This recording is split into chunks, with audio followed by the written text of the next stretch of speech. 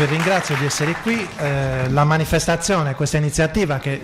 noi vogliamo chiamare come, diciamo, una sorta di seminario formativo, lo vogliamo chiamare così, è una iniziativa che appunto è appunto organizzata per conto del gruppo consigliare del Partito Democratico in Consiglio regionale, e noi crediamo in maniera molto forte che i partiti, tanto in questo momento in cui ovviamente i partiti e la politica ha sempre, come dire, una P minuscola, noi crediamo che questa sia una di quelle occasioni che permettono di rivalutare in maniera assolutamente doverosa quello che è il dover essere anche del ruolo della politica, cioè la possibilità di creare dei momenti di incontro che possono essere anche di formazione e di discussione. Infatti alla fine dell'incontro sarà un incontro lungo per chi potrà rimanere, ma come dire, concentrato su alcune relazioni, su alcuni interventi, però poi appunto ci sarà il momento di scambio dei vari interventi. E come ho detto, questa è un'attività di, appunto, che noi facciamo di attualità. Si parlerà di attualità perché il discorso del decreto delega, della legge Salva Italia e dell'ISEE sono argomenti di grande attualità. Io ringrazio i tanti funzionari presenti dei vari comuni e i vari dirigenti anche della pubblica amministrazione. Abbiamo qui anche, come dire, alcuni amministratori, cito per tutti in questo momento il sindaco di Sinai, che ringrazio di essere qui presente, e insieme appunto ad alcuni esperti noi faremo una valutazione di quello che sta succedendo. Dicevo appunto che questo lavoro sarà un lavoro che faremo insieme, spero anche legato non solo appunto all'attualità e non solo alla politica, come dicevo prima, ma anche a un momento di formazione. Noi ovviamente, io ritengo che noi parliamo di politiche sociali non una riserva a parte, non un posto dove si esercitano le virtù del buon cuore, ma un motore, secondo noi, un volano che può essere anche un volano di sviluppo. E credo che tutto questo partendo dai diritti di cittadinanza e quindi per contribuire in qualche maniera anche a una costruzione di una comunità migliore. Dico in maniera il più laica possibile che il senso di operare per il bene comune, che significa di tutti e di ciascuno, ha comunque un senso dello Stato, cioè quindi uno senso dello Stato nel senso della comunità in questo senso, e non quindi perché le politiche sociali siano viste un posto dove ognuno fa per sé e poi appunto si salvi chi può. Questa è la situazione. L'attualità presente è sicuramente la crisi. Ecco, sulla crisi e sulla complessità credo che le nostre storie collettive e personali, di cui molto presenti, c'è esperienza sulla crisi, c'è esperienza, e quindi partiamo da questo assunto e da questo punto di vista io dico subito che quando parliamo di diritti, con i diritti non si può fare cassa. Io credo che questo sia uno dei primi paletti che voglio proporre ai nostri relatori che parleranno dopo. Parleremo, come abbiamo già detto, anche di questioni relative alla Costituzione italiana, fino a declinarla nelle politiche locali. Ecco, io credo che appunto quando parliamo di Costituzione vorrei abbinare al concetto di giustizia sociale, ma giustizia sociale, ribadisco ancora questo concetto, non legato alla carità o alla caritatevolezza, mi viene da dire questo. La carità è un concetto molto importante, molto nobile, ma può essere strumentalizzato in un senso di appunto oggettivizzare le persone che poi hanno bisogno di diritti particolari. E in tempo di crisi ci sono rischi che possono nascere ad esempio dall'attuazione del famoso decreto delega, ma chi poi parlerà, il primo relatore avrà modo, il secondo relatore potrà parlarci bene di questo concetto. In questo momento uno dei rischi che noi sottolineiamo è che si cerca di affidare tutto il carico alla famiglia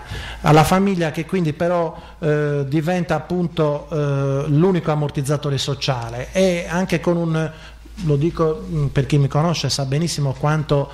in questi anni le politiche che ho cercato di proporre, i disegni di legge, i progetti di legge, vedevano la famiglia comunque come una grande risorsa, quindi al centro, però non può essere la famiglia il luogo dove alla fine viene tutto abbandonato e dove poi appunto si realizza un finto processo di sussidiarietà, perché finto sarebbe di sussidiarietà quando diciamo poi ognuno si arrangia e fa quello che vuole. In più in Italia, questo lo posso dire appunto per le cose che ho detto prima, ci può essere la deriva del cosiddetto familismo amorale, che può essere appunto una deriva di arretratezza rispetto alle difficoltà che ci sono in Italia, cioè quando appunto c'è un momento di crisi il familismo amorale crea cosiddetto, ma che non è fatto dalle famiglie, ma è fatto anche da gruppi, è fatto dalle mafie, è fatto dalle caste, è fatto da tutte quelle, rischia di far come dire, di conservare privilegi per gruppi, quindi in questo senso qui noi siamo estremamente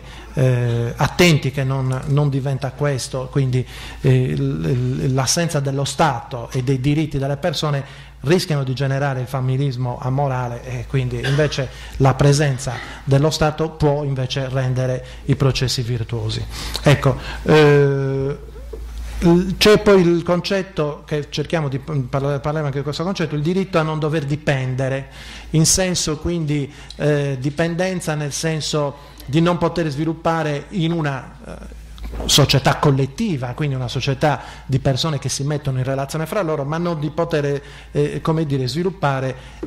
la propria indipendenza. Poi siamo sempre tutti interdipendenti, ma appunto a poter non dover dipendere, e quindi la possibilità per ognuno, anche per le situazioni più estreme, di poter comunque contraccambiare, cioè di poter entrare in processi di relazione che sono comunque un maggior benessere per la società. Ecco, la cosa che noi rischiamo, che stiamo analizzando, rischiamo di trasformare le politiche sociali in questo momento, con alcune politiche nazionali ma anche con tante politiche locali che sapete regionali abbiamo contestato e continuiamo a contestare, rischiamo di trasformare le politiche sociali da politiche sui diritti soggettivi, quindi delle persone, dei soggetti persone che hanno dei diritti, a politiche dove le persone diventano oggetto di assistenza. Incredibilmente in questa maniera, a nostro parere, si rischia di ritornare all'assistenzialismo.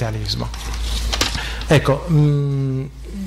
po' avete letto, chi ha potuto leggere l'introduzione, io poi do adesso, chiudo nell'introduzione. Noi abbiamo detto come questo processo di riforme, che è nato un po' con la 328, con in Sardegna la legge 23, con, secondo me in maniera molto forte, con l'applicazione sarda della legge 162, come diciamo con tutti quei concetti che hanno previsto per legge progettazione, copartecipazione, co-interesse, quindi modalità di relazione tra pubblica amministrazione e i cittadini. Quindi quando c'è questo percorso si rischia invece però adesso che queste politiche rischiano di risultare comunque incomplete, e quindi al di là di quello che è stato il tentativo negli anni passati di aumentare il protagonismo attivo di ogni persona, poi il legislatore avrebbe dovuto, secondo noi, garantire i diritti essenziali di assistenza, soprattutto il legislatore nazionale, quindi diritti esigibili, validi in tutto il territorio nazionale, e quindi questo discorso è rimasto mozzato. Adesso in tempo di crisi sembra quasi che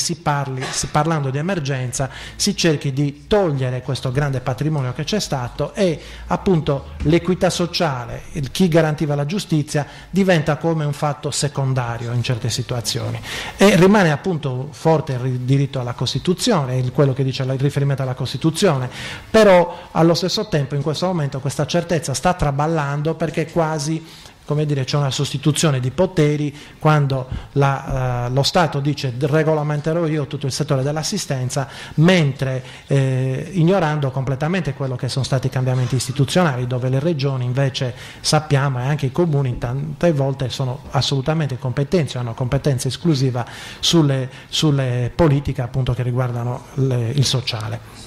E questa situazione ha dei problemi, per esempio in Sardegna, per quanto riguarda, lo dico anticipando uno dei temi caldi, l'applicazione dell'ISEE sui servizi alla persona. Sono situazioni che riguardano la regione in maniera forte, e chissà la critica in cartella, chi ha potuto ricevere la cartella, poi purtroppo sono finite, c'è anche la mia interrogazione che ribadisce quali sono le sentenze del Consiglio di Stato rispetto a quello che è il diritto delle persone ad avere un'ISEE calcolata, un'ISEE più non è un'ISEE, ma avere il calcolo del reddito personale e non l'ISEE familiare. Questo è uno degli argomenti che toccheremo oggi. Io adesso concludo questo passaggio